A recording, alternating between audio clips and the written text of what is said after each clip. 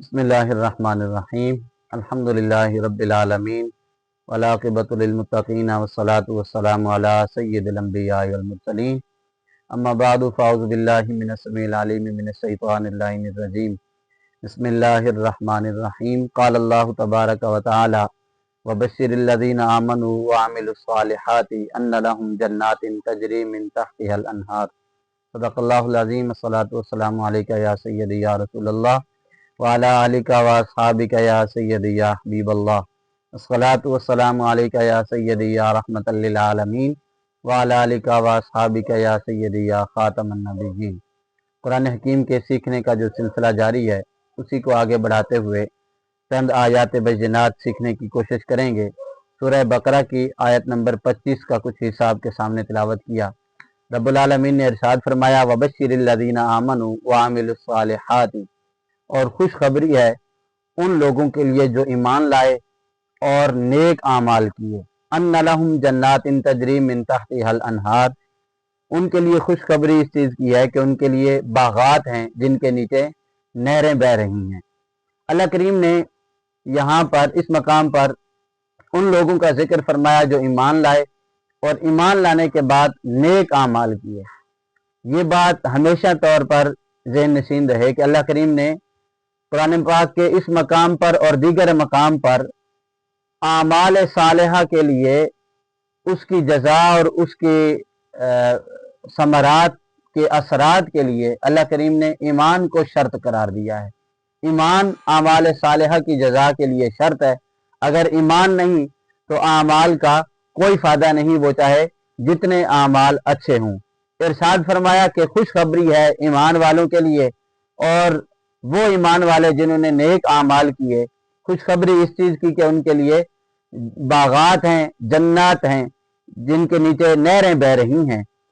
और आगे इरशाद फरमाया कुल्लमा रुज़िक़ू मिनहा मिन समरातिर रिज़्क़ा, जब कभी उनको रिज़्क दिया जाएगा जन्नत में तो वो कहेंगे कि इस जैसा रिज़्क तो हमें पहले भी दिया गया। कुल्लमा रुज़िक़ू मिनहा मिन समरातिर रिज़्क़ा, जब खिलाया जाएगा, दिया जाएगा उनको उन बागों में से रिज़्क, क़ालू हाज़ल्लज़ी रुज़िक़ना मिन क़ब्ल, तो वो कहेंगे कि ये तो वो है जो इससे पहले भी हमें दिया जा चुका है। अल्लाह करीम ने इरशाद फरमाया वातू बिही मुतशाबिहा, जो जन्नत में उन्हें रिज़्क दिया जाएगा, जन्नत में जो उन्हें फल दिए जाएंगे खाने के लिए, वो दुनिया के फलों से मिलते जुलते होंगे, इसलिए वो कहेंगे कि ये हमें पहले भी मिल चुका है।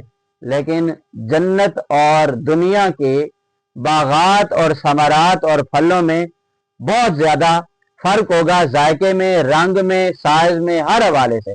इरशाद फरमाया रब्बुल आलमीन ने वलहुम फ़ीहा अज़वाजुम मुतहहारा, और उनके लिए जन्नत में पाकीज़ा बीवियाँ होंगी।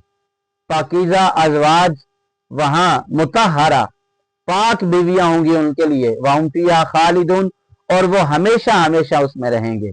रब्बुल आलमीन ने ईमान वालों की खुशखबरी, ईमान वालों को जितनी खुशखबरियाँ अता फरमाई हैं, आगे कई जगह पर कुरान हकीम में इस चीज़ का जिक्र हुआ, लेकिन यहाँ इस मकाम पर थोड़ा सा ये बात ज़हन नशीन रहे।